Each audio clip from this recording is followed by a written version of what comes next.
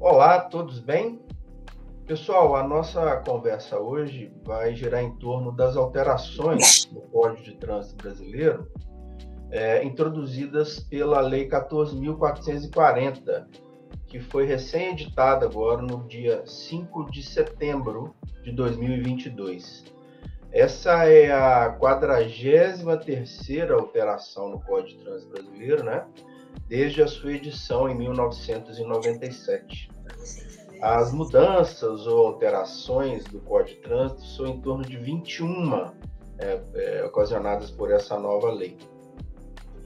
E vão desde a inserção de jovens e adultos na educação nas escolas de trânsito, públicas de trânsito, né, ao lado das crianças e adolescentes. Passa também pela obrigatoriedade da expedição da CNH, né, Carteira Nacional de Trânsito, agora em meio digital, em meio físico, né? Antes da lei, isso estava a critério do condutor. E a lei faz alguns ajustes, né, de conceitos no Código de Trânsito atual. Bom, dentre essas 21 alterações, assim, eu reputo 4 como as mais significativas, né? A primeira delas, e a única regra programática, o que é isso? Ela só vai vigorar a partir de 1º de janeiro de 2027, ela diz respeito às notificações em matéria de trânsito.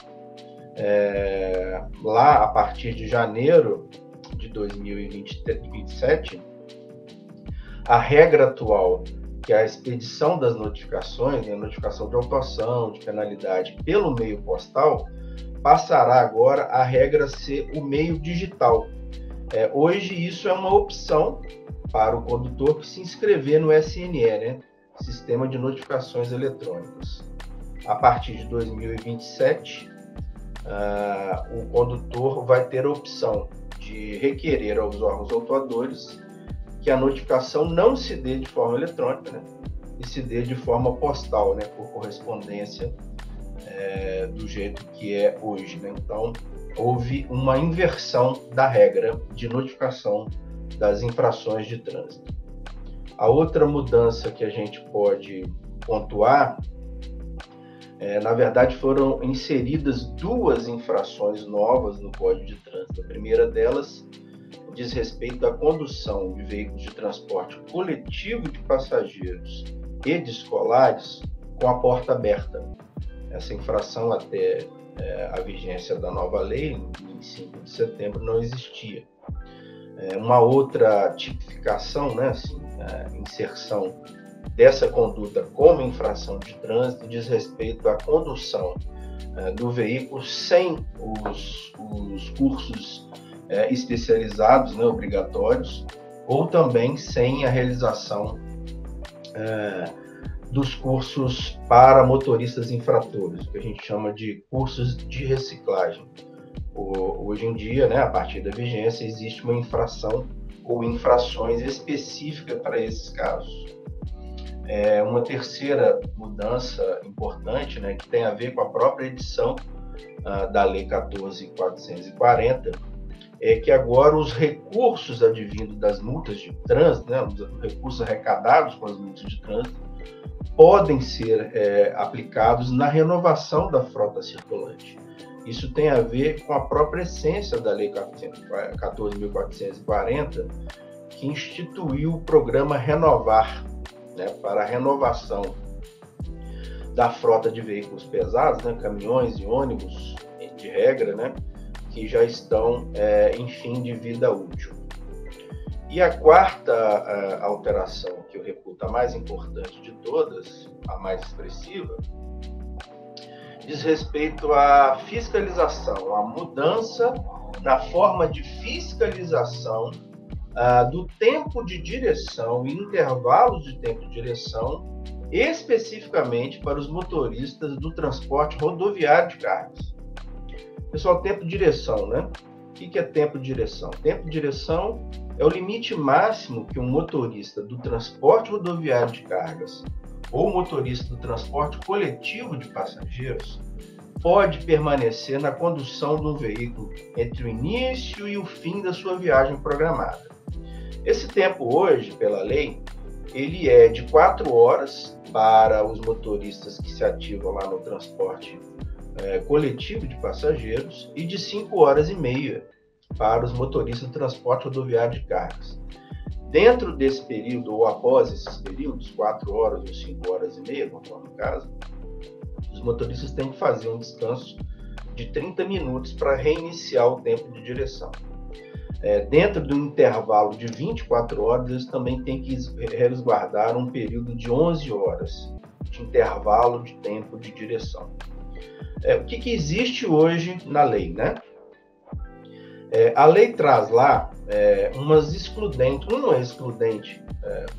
melhor dizendo, para que esses motoristas profissionais não sejam penalizados pelo descumprimento do tempo de direção ou dos intervalos de tempo de direção, que ela chama de situações excepcionais de inobservância justificada.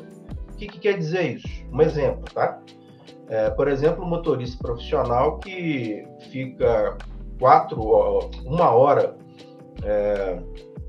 parado numa rodovia, aguardando o reparo no pavimento asfáltico. Está acontecendo aqui no estado do Espírito Santo com as obras da Eco 101. E isso, uma vez devidamente registrado no cronotacógrafo ou no tacógrafo, esses motoristas profissionais, se submetidos a uma fiscalização de trânsito, e se houver condições de segurança para isso, eles não vão ser autuados e desde que se possibilite que eles se desloquem a um ponto adiante, né, da sua viagem, para que lá, um posto de gasolina, por exemplo, né, para que lá possa efetuar o seu tempo de descanso, né, o seu intervalo de tempo de descanso. E aí, por conta disso, não serão autuados. Percebe-se que há um abstratismo, né? Você pode inserir dentro dessas situações excepcionais de inobservância justificada inúmeras situações, desde que registrado. Isso vale tanto para motorista do transporte rodoviário de cargas quanto passageiros. Qual que é a mudança que veio no Código de Trânsito agora no dia 5 de setembro? Essa excludente, né, de penalidade, né, situações excepcionais de inobservância justificada, hoje elas estão objetivamente consideradas na lei. O que quer dizer isso? A lei diz quais são essas situações, mas especificamente para os motoristas de transporte rodoviário de cargas. Não se aplica aos motoristas do transporte rodoviário de passageiros. Quais são essas situações? São duas somente.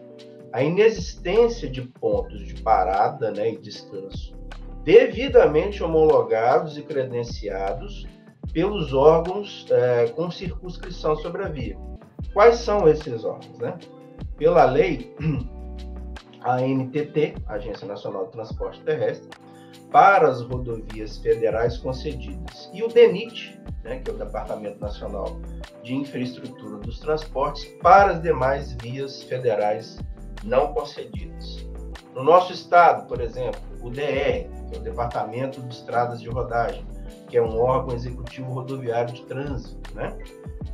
Esses órgãos com circunscrição sobre a via, eles têm a obrigação legal de credenciar, né, e homologar esses pontos de parada nas rodovias sobre a sua competência, né, e disponibilizar nos seus sites a relação desses pontos de parada e descanso que eles credenciarem. Então, o que a lei trouxe? Olha, se não houver pontos de parada e de descanso nesse trecho, né, da viagem do motorista do transporte rodoviário de carga, eles não serão autuados.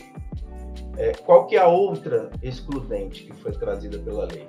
Muito embora exista esses pontos credenciados, homologados pelos órgãos, há um exaurimento, né, no estacionamento disponível para eles lá, ou seja, não há lugar, não há vaga nos estacionamentos desses pontos de parada. Então, nessas duas circunstâncias, o motorista do transporte rodoviário de cargas, exclusivamente, repita-se, não será autuado. Perceba-se, então, que com a edição da lei houve um abrandamento, né? uma flexibilização na fiscalização do tempo de direção, intervalos de tempo de direção, para esses motoristas, né, profissionais do transporte rodoviário de cargas exclusivamente. Pessoal, era essa a nossa conversa de hoje, né? As principais alterações do Código de Trânsito, ocorridas agora no dia 5, pela Lei 14.440. E até breve, uma próxima encontro nosso. Um abraço a todos.